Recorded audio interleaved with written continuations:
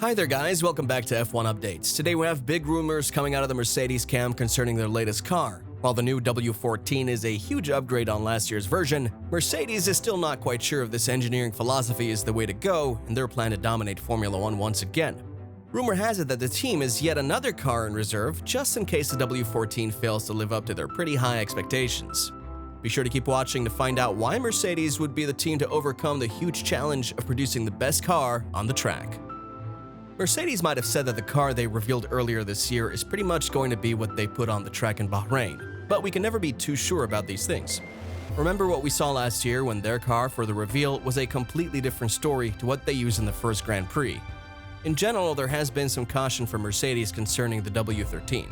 You might even argue that they're quite a bit pessimistic about how far this car will take them during the season, even though it's a huge leap in terms of technology. They still have some worries about how good the W14 is actually going to be when all the other factors start to come into play. Obviously, they are super confident that it is in every way a massive upgrade to the car they fielded last year. The Mercedes camp has all but confirmed that. The main issue here is that the car is still not where they want it to be. Mercedes will always be Mercedes, and the name comes with a standard. The team would never be satisfied unless they win every single race of the season. This could be why they're not satisfied with the W14. The Mercedes team has always had a tendency for perfectionism, and if they don't win all 23 races, they're always going to be thinking about that one race that they didn't win. All indicators point to the fact that there are still going to be major upgrades down the line, and they're going to have an aggressive development approach towards the new car even when they have confirmed that its performance is where they need it to be.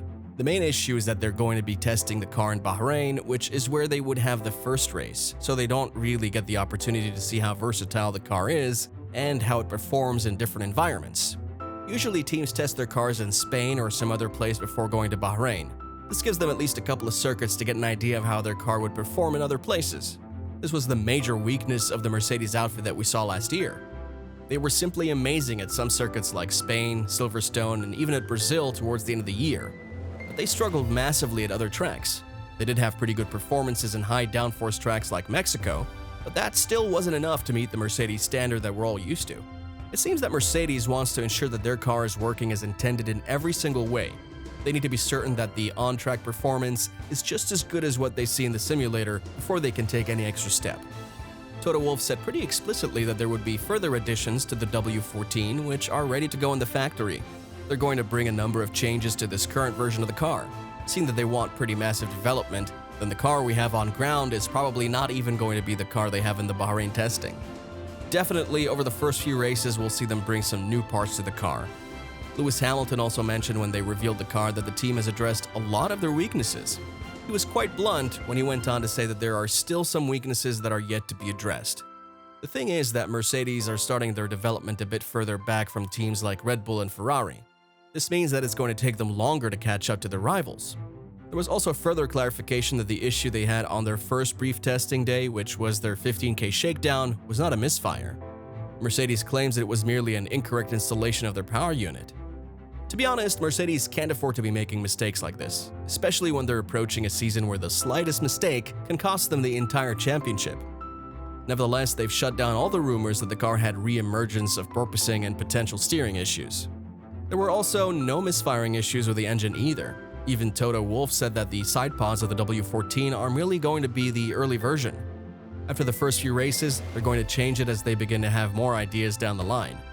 However, there might just be way more in the pipeline for Mercedes, and not just upgrades after upgrades. The news around the grapevine is that Mercedes is going to have a potential Plan B car. This is something that the British journalist Ted Kravitz has discussed before. Mercedes is going to take the cautious approach when it comes to testing whether the W14 actually aligns with their simulator results. Last year, they went all in with their approach, and obviously it didn't really work out for them. This year, they've made a car that they can make changes to down the line, and they have an idea of what direction they want to go with their developments if they want to see the best performance from the W14. Rumors say that it will be a much better car than the W13, but if it doesn't live up to the expectations, there is a 10 to 15% chance that they would have a backup plan. There's always going to be an alternative approach in Formula 1, and Mercedes might bring a completely different car to the party. Based on news from some confidential sources, the Mercedes team has a Plan B right now sitting in their factory.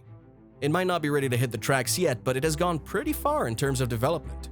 There's news that this Plan B car is really going to be an imitation of the concepts Red Bull and Ferrari have brought to the table. This Plan B is just in case their side pods idea doesn't work out for them. Keep in mind that they're giving an idea that was a complete failure last year one more chance. If they ever need to switch cars during the season, Mercedes has done the wise thing and come up with a backup plan. This is more of Red Bull's way of doing things, where they make most of their upgrades in the middle of the season. We're pretty sure Mercedes have an idea of what direction they want to go with the developments, and it's not too late for them to put up a proper fight for the upcoming championship. We still have the current regulations in effect for a few years, so they really have to get it right at some point. At the moment, we still think they have a pretty good idea about what went right and what went wrong last year. They were quite unique in the pit lane, and their idea of having very slim side pods seems to be the way to go aerodynamically. Most of the downfall is generated by the floor of the car, which we can't really see, but they're saying we should expect some changes pretty soon. If they finish the season with 3 or 4 wins, they would be pretty disappointed in themselves. The chances of it not working out for Mercedes are pretty low, and they're about 85 to 90% confident that the floor and other elements of the car were the sources of their issues last season, rather than the side pod design. However, if it doesn't work out again, then they might just have to come to the realization that the side pods are the issue. If they don't switch things up, then they're going to be behind for many years to come. That of course sounds like a disaster-class situation for Mercedes. They've really committed to this idea, and we think they're going to do their best to make it work out for them. Rumors are suggesting that the simulator data they've seen so far is in pretty good alignment with what the car delivers on the track when compared to the W14. Mercedes and Toto Wolff have said that they're going to make changes to the side pod over time. This part of the bodywork is entirely detachable this year, which was certainly not the case last year, so they've developed their car in such a way that changes to this part of the vehicle can be done very easily. They just have to be a bit more cautious than they were last year when they went in guns blazing with the W13 concept that didn't work out. Nevertheless, if it doesn't work out, then the side pods really have to go. Either that or they go with their Plan B option. It might cost them a lot of time and money out of the budget cap, but it is something that they really have to do if they want to be the best out of the pack. What do you think? Can Mercedes pull this one off? Do you think they'll end up going with the Plan B car? Let us know your thoughts in the comments. Until next time.